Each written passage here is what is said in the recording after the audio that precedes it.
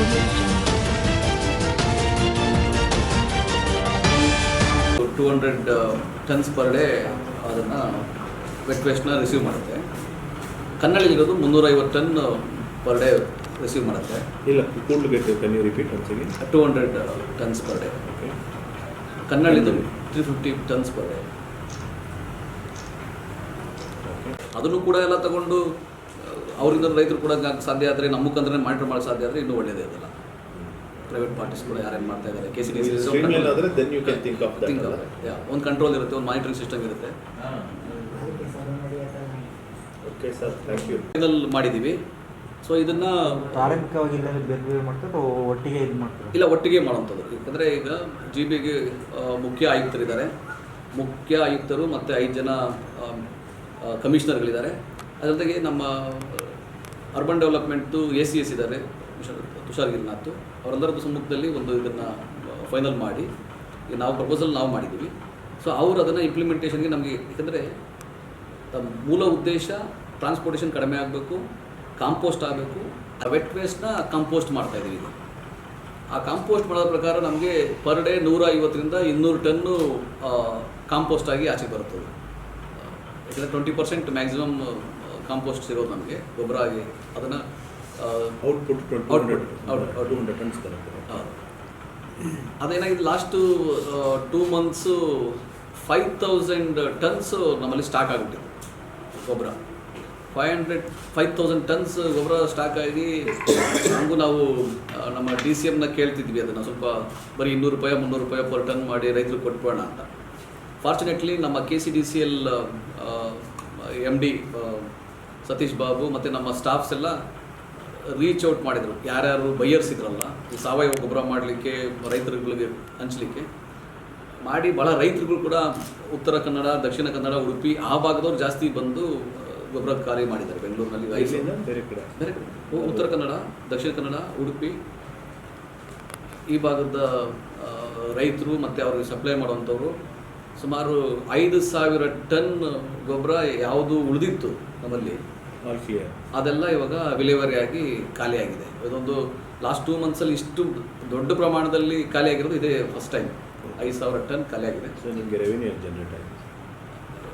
ನಾವೀಗ per ton 2000 ರೂಪಾಯಿ ಕೊಟ್ಟಿದ್ದೀವಿ. ಅದು ಆ್ಯಕ್ಚುಲಿ ಸರ್ಕಾರದ ಬೆಲೆ 3600 ರೂಪಾಯಿ ಇದೆ. ಅದು ರೈತರಿಗೆ ಅನುಕೂಲ ಆಗಲಿ, ಟ್ರಾನ್ಸ್ಪೋರ್ಟೇಷನ್ ಖರ್ಚೆಲ್ಲ ಇರುತ್ತೆ ಅವರಿಗೆ. ಸೊ ಅದಕ್ಕಾಗಿ ಪರ್ ಟನ್ 2000 ರೂಪಾಯಿ, 2050 ರೂಪಾಯಿ ಪರ್ ಟನ್ ಕೊಟ್ಟಿದ್ದೀವಿ. ಈ ಗೊಬ್ಬರದ ಬೇಡಿಕೆ ಇದೆ? ತುಂಬ ಬೇಡಿಕೆ ಇದೆ, ತುಂಬ ಬೇಡಿಕೆ ಇದೆ. ಸರ್ಕಾರದ ರೇಟ್ 3500 ಫಿಕ್ಸ್, 600 ರೂಪಾಯಿ ಫಿಕ್ಸ್ ಆಗಿದೆ. ಅದು ನಾವೀಗ 2050 ರೂಪಾಯಿಗೆ, ಯಾಕಂದರೆ 5000 ಟನ್ ಹಂಗೆ ಉಳಿದಿದ್ದರಿಂದ ಸ್ವಲ್ಪ ವಿಲೇವಾರಿ ಮಾಡಿ ರೈತರಿಗೆ ಅನುಕೂಲ ಆಗಲಿ ಅಂತ. ಇದು ಸಾವಯವ ಗೊಬ್ಬರ ಇದಾಗುತ್ತೆ. ಯಾಕಂದರೆ ಈಗ ನಾವೇನು ಗೊಬ್ಬರ ಹಾಕ್ತಾರೆ, ಫರ್ಟಿಲೈಸರ್ ಹಾಕ್ತಾರೆ, ಅದರಿಂದ ಇಳುವರಿ ಹೆಚ್ಚಿಗೆ ಆಗುತ್ತೆ, ಬಟ್ ನೆಲ ಹಾಳಾಗುತ್ತೆ ಲಾಂಗ್ ಟರ್ಮಲ್ಲಿ. ಈ ಸಾವಯವ ಗೊಬ್ಬರದಿಂದ ಏನಾಗುತ್ತೆ ಅಂದರೆ ಆರ್ಗ್ಯಾನಿಕ್, ಅದು ನೆಲ ಇಂಗಾಲ ಮತ್ತೆ ನೆಲಕ್ಕೆ ಸೇರುತ್ತೆ, ನೆಲ ಮತ್ತೆ ರಿಜುನೇಟ್ ಆಗುತ್ತೆ.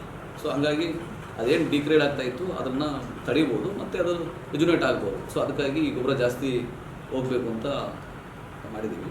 ಆಮೇಲೆ ನಾವೇನಾಗ್ತಾಯಿದ್ದೀವಿ ಅಂದರೆ ಬೆಂಗಳೂರಿನಲ್ಲಿ ಈಗ GBA ಮಾಡಿರೋದ್ರಿಂದ 369 ವಾರ್ಡಲ್ಲೂ ಕೂಡ ಚಿಕ್ಕ ಚಿಕ್ಕ ಪ್ಲ್ಯಾಂಟ್, ಅಲ್ಲಿ ಕಾಂಪೋಸ್ಟ್ ಪ್ಲ್ಯಾಂಟ್ನ ಮಾಡೋದಂತ, ಅಲ್ಲಲ್ಲೇ ವಾರ್ಡಲ್ಲೇ ಅದು ಹಸಿ ಕಸನ ಕಾಂಪೋಸ್ಟ್ ಮಾಡಿ ದೆನ್ ಅಲ್ಲಿಂದ ಕಲೆಕ್ಟ್ ಮಾಡಿ ಬೇಕಾದರೆ ರೈತರಿಗೆ ಕೊಡೋಂಥದ್ದು, ಅದನ್ನು ಸೆಂಟ್ರಲೈಸ್ ಮಾಡಿ ಈ ರೈತ ಸಂಪರ್ಕ ಅಗ್ರಿಕಲ್ಚರ್ ಡಿಪಾರ್ಟ್ಮೆಂಟ್ ಮುಖಾಂತರ, ರೈತ ಸಂಪರ್ಕ ಕೇಂದ್ರಗಳ ಮುಖಾಂತರ ಹಂಚಿಕೆ ಮಾಡ್ಬೋದು.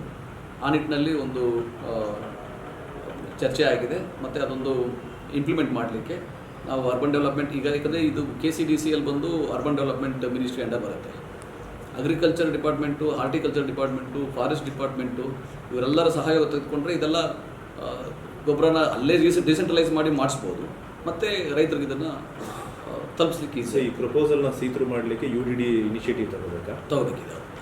ಅದೇ ಡಿಪಾರ್ಟ್ಮೆಂಟ್ ಇದು. ಇದಕ್ಕೆ ಮದರ್ ಡಿಪಾರ್ಟ್ಮೆಂಟ್ KCDCL ಬರದೆ ಅದ್ರ ಅಂಡರ್ ಬರುತ್ತೆ. ಇವತ್ತು ಪ್ರಪೋಸಲ್ ರೆಡಿ ಮಾಡಿ ಪುಷ್ ಮಾಡ್ತಾ ಇದ್ದೀವಿ. ಯಾಕಂದರೆ 369 ವಾರ್ಡಲ್ಲೂ ಕೂಡ, ಆಮೇಲೆ ಈ ಬಹುಮಹಡಿ ಕಟ್ಟಡಗಳು, ವಾಣಿಜ್ಯ ಸಂಕೀರ್ಣಗಳು ಅವೆಲ್ಲ ಅಲ್ಲಲ್ಲಿ ಬಲ್ಕ್ ಜನರೇಟರ್ ಅವರಲ್ಲ, ಈ ವೆಟ್ ವೇಸ್ಟ್ ಎಲ್ಲ ಅದೆಲ್ಲ ಅಲ್ಲೇ ಅವರ ಪ್ರಿಮಿಸಸಲ್ಲೇ ಕೂಡ ಸ್ಮಾಲ್ ಪ್ಲಾಂಟ್ಗಳನ್ನ ಹಾಕ್ಬಿಟ್ಟು ಅದನ್ನು ಕಾಂಪೋಸ್ಟ್ ಮಾಡ್ಬೋದು. ಮಾಡಿ ಬೇಕಾದ್ರೆ ಅವ್ರ ಪಾರ್ಕ್ಗಳಿಗೆ ಉಪಯೋಗಿಸ್ಬೋದು, ಅವರ ಟೆರೆಸ್ ಗಾರ್ಡನ್ ಉಪಯೋಗಿಸ್ಬೋದು, ಅಥವಾ BBMP ಪಾರ್ಕ್ಗಳಿಗೆ ಕೊಡ್ಬೋದು, ಈ ರೀತಿ ಎಲ್ಲ ಮಾಡ್ಬೋದು.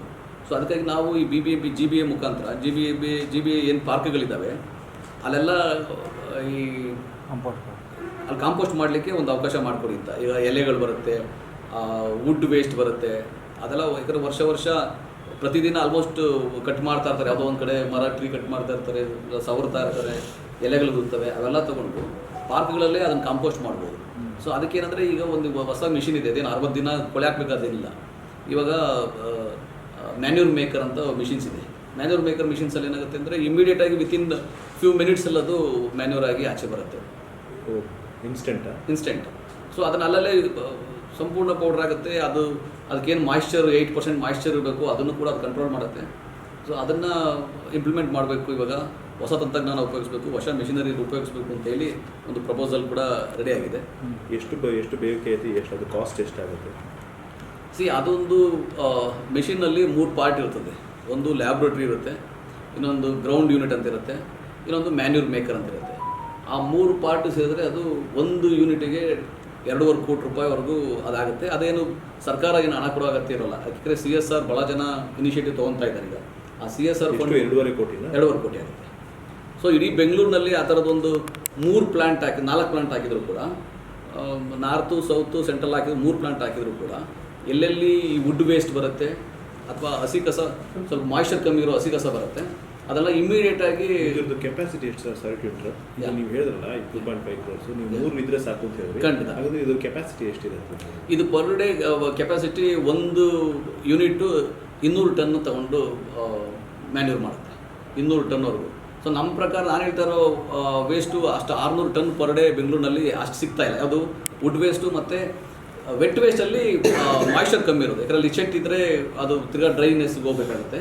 ಸೊ ಆ ವೆಟ್ ವೇಸ್ಟನ್ನು ನಾವು ಕಾಂಪೋಸ್ಟ್ ಮಾಡೋಕ್ಕೆ ಕಳಿಸಿ ಏನು ನಡೀತದೆ ಆ ಪ್ರೊಸೆಸ್ ಮಾಡಿ, ಈಗ ವುಡ್ ವೇಸ್ಟು ಮತ್ತು ಡ್ರೈ ವೆಟ್ ವೇಸ್ಟ್ ಅದರೊಳಗೆ ಸ್ವಲ್ಪ ಕಡಿಮೆ ಮಾಯ್ಶ್ಚರ್ ಕಮ್ಮಿ ಇರೋದನ್ನು ನಾವು 600 ಟನ್ವರೆಗೂ ಪರ್ ಡೇ ಅದನ್ನು ಮಾಡ್ಬೋದು. ಅದನ್ನು ಯಾವ್ದಾದ್ರು CSR ಆ್ಯಕ್ಟಿವಿಟೀಸ್ಗೆ ನಾವು ಒಂದು ಪ್ರಪೋಸಲ್ ರೆಡಿ ಮಾಡಿದ್ದೀವಿ. CSR ಆ್ಯಕ್ಟಿವಿಟಿ ಮುಖಾಂತರ ಈಗ ಜಿಬಿಶಿಯಾ ಅಂತ ಒಂದು ಅಸೋಸಿಯೇಷನ್ ಶುರುವಾಗಿದೆ, greater Bengaluru IT companies association ಅಂತ. ಅವರು ಅದಕ್ಕೆ ಆಸಕ್ತಿ ತೊಗೊಂಡಿದ್ದಾರೆ. ಅವರು ಇವತ್ತು ಸಂಜೆ 5 ಗಂಟೆಗೆ ಒಂದು ಮೀಟಿಂಗ್ ಇದೆ ಅವ್ರ ಜೊತೆ. ಅವರು ಅದನ್ನು CSR ಇನಿಷಿಯೇಟಿವ್ ತೊಗೊಂಡು ಮಾಡಿದರೆ ಇಡೀ ಬೆಂಗಳೂರಿನಲ್ಲಿ ಇದೊಂದು ಇಮಿಡಿಯೇಟ್, ಯಾಕಂದರೆ ಓಡರ್ ಇರಲ್ಲ, ಅದಕ್ಕೆ ಅದು ಕೊಳೆ ಹಾಕಿದ್ದು ಸ್ಮೆಲ್ ಇರಲ್ಲ, ಓಡರ್ಲೆಸ್. ಸೊ ಯಾಕಂದರೆ ಇಮಿಡಿಯೇಟಾಗಿ ಅದು ಮ್ಯಾನ್ಯೂರಾಗಿ ಬರೋದ್ರಿಂದ 8% ಮಾಯ್ಶ್ಚರ್ ಇರೋದ್ರಿಂದ ಅದೇನು ಜಾಸ್ತಿ ಸ್ಮೆಲ್ ಬರಲಿಕ್ಕೆ ಚಾನ್ಸೇ ಇಲ್ಲ. ಅದು ಇನ್ನೂ ಯಾಕಂದರೆ ಅದೊಂಥರ ಗ್ರ್ಯಾನ್ಯೂಲ್ಸ್ ಥರ ಇರುತ್ತೆ, ಅದನ್ನು 2-3 ಮಂತ್ಸು ಅಥವಾ 6 ಮಂತ್ಸು ಅದನ್ನು ಸ್ಟೋರು ಮಾಡ್ಬೋದು, ಆ ರೀತಿ ಇರುತ್ತೆ. ಗ್ರ್ಯಾನ್ಯೂಲ್ ಟೈಪ್ ಮಾಡ್ತೀರಾ? ಕೊಡ್ತಾರೆ. ಯಾಕಂದರೆ ಈಗ ಅದೇನು ಎಲ್ಲರದ್ದು ಉದ್ದೇಶ ಏನು, ಅಲ್ಲೊಂದು ಲಿಚೆಟ್ ಬರುತ್ತೆ, ಇಲ್ಲ ಸ್ಮೆಲ್ ಬರುತ್ತೆ ಏನೋ ಭಯ ಇರುತ್ತೆ. ಇದು ಹಂಗಿಲ್ವಲ್ಲ, ಇಮಿಡಿಯೇಟ್ ಪೌಡ್ರಾಗಿ ಆಚೆಗೆ ಬರೋದ್ರಿಂದ ಪ್ಯಾಕ್ ಮಾಡಿ ಅಲ್ಲಿ ತೊಗೊಂಡೋಗ್ಬಿಡ್ತಾರೆ. ಅಲ್ಲಿಂದ ದಿನವೂ ಇರಲ್ಲ, ಅಲ್ಲಿ ಸ್ಟೋರೇಜ್ ಬೇರೆ ಕಡೆ ತೊಗೊಂಡೋಗ್ಬಿಟ್ಟು ಅದೇನಂದರೆ ಇಲ್ಲಿ ಕೊಳೆ ಹಾಕಿದ್ರೆ 40 ದಿನ 60 ದಿನ ಕೊಳೆ ಹಾಕಿದಾಗ ಮಾತ್ರ ಅದು ಸ್ಮೆಲ್ ಬರುವಂಥದ್ದು. ಸೊ ಇದು ಯಾಕಂದರೆ ನಾವು ವೇಟ್ ಮಾಡ್ತಾ ಇರೋದು ಇದಂದರೆ ಸೆಮಿ ಡ್ರೈ ವೆಟ್ ವೇಸ್ಟು, ಎರಡನೇದು ವುಡ್ ವೇಸ್ಟು. ಇದು ಇಡೀ ಬೆಂಗಳೂರಿನಲ್ಲಿ ಯಾವುದೇ ಇದು ಕೂಡ ನಮ್ಮ ಪಾರ್ಕ್ಗಳಿಗೆ ಯೂಸ್ ಮಾಡ್ಬೋದು. ಲಾಲ್ಬಾಗ್, ಗಬ್ಬನ್ಬಾಗ್ ಅಂತ ದೊಡ್ಡ ದೊಡ್ಡ ಪಾರ್ಕ್ಗಳಿದೆ, ಪಾರ್ಕ್ಗಳಲ್ಲೇ ಯೂಸ್ ಮಾಡ್ಬೋದು. ಅದರ್ವೈಸ್ ಅಗ್ರಿಕಲ್ಚರ್ ಡಿಪಾರ್ಟ್ಮೆಂಟ್ ಮುಖಾಂತರ ನಾವು ರೈತರಿಗೆ ಅದನ್ನು ಡಿಸ್ಟ್ರಿಬ್ಯೂಟ್ ಮಾಡ್ಬೋದು. ವಾರ್ಡ್ ವೈಸ್ ಜಾಗ ಸಿಗ್ತದೆ ಸರ್ ಕಾಂಪೋಸ್ಟ್? ಈಗ ಇದಕ್ಕೆ ಜಾಸ್ತಿ ಜಾಗ ಬೇಕಾಗಲ್ಲ. ಈ ಕಾಂಪೋಸ್ಟ್ ಮಾಡೋಕ್ಕೇನೆಂದರೆ, ಈಗ ನಾವು ಎವ್ರಿ ಡೇ ಕಾಂಪೋಸ್ಟ್ ಮಾಡ್ತಾಯಿದ್ರೆ ಈಗ ಏನಾಗಿದೆ ಅಂದರೆ UN ಒಂದಿದೆ, ಏನು ಸಸ್ಟೈನಬಿಲಿಟಿ ಗೋಲಲ್ಲಿ ಇಂಗಾಲ ಜಾಸ್ತಿ ಮಾಡಬೇಕು, ಕಾರ್ಬನ್ ಜಾಸ್ತಿ ಮಾಡಬೇಕು. ಅದಕ್ಕೇನಾಗುತ್ತೆ ಅಂದರೆ ಲಿಚೆಟ್ ಇಲ್ಲದ್ದು, ಎಲ್ಲಿ ಜಾಸ್ತಿ ನೀರಂಶ ಇಲ್ಲದನ್ನು ಇಮಿಡಿಯೇಟಾಗಿ ಅದನ್ನು ಮಾಡ್ಬೋದು, ಕಾಂಪೋಸ್ಟ್ ಮಾಡ್ಬೋದು. ಪರ್ ಡೇ ಏನೋ ಬೆಂಗಳೂರಿನಲ್ಲಿ 6,000 ಟನ್ 7,000 ಟನ್ ಏನು ಕ್ರಿಯೇಟ್ ಆಗುತ್ತೆ. ಮುಂಚೆ ಜಾಸ್ತಿ 35-40% ಲ್ಯಾಂಡ್ ಫಿಲ್ಗೆ ಹೋಗ್ತಾ ಇತ್ತು. ಈಗ ಲ್ಯಾಂಡ್ ಫಿಲ್ಗೆ ಹೋಗೋದಲ್ಲೇ ಈಗ ಡ್ರೈ ವೇಸ್ಟಿಂದ ವೇಸ್ಟ್ ಟು ಎನರ್ಜಿ ಮಾಡಿದಾರಲ್ಲ ಬಿಡದಿನಲ್ಲಿ. ಸೊ ಹಾಗಾಗಿ ಡ್ರೈ ವೇಸ್ಟ್ ಎಲ್ಲ ಅಲ್ಲಿ ಹೋಗ್ತವೆ, ವೆಟ್ ವೇಸ್ಟ್ ಎಲ್ಲ ರಿಯೂಸ್ ಆಗ್ತದೆ. ಮುಂದಿನ ಗುರಿ ಹೆಂಗೆ ಅಂದರೆ ಲೆಸ್ ದ್ಯಾನ್ 1% 2% ಲ್ಯಾಂಡ್ ಫಿಲ್ಗೆ ಹೋಗಬಾರ್ದು. ಕಾಂಪೋಸ್ಟ್ ಆಗಬೇಕು, ರಿಯೂಸ್ ಆಗಬೇಕು, ರೀಸೈಕಲ್ ಆಗಬೇಕು, ಅದೇ ಉದ್ದೇಶ.